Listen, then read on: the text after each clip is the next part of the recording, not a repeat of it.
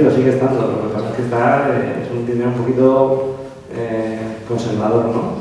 Y hay que buscar esa valentía pues, para apoyar a estas personas y con ese pensamiento global y de ejecución rápida que comentaba antes. El emprendedor es un estado mental, es decir, o sea, simplemente no te puedes quedar quieto en tu casa, ¿no? Entonces, o tienes un trabajo y no te satisface, y entonces quieres hacer tus cosas.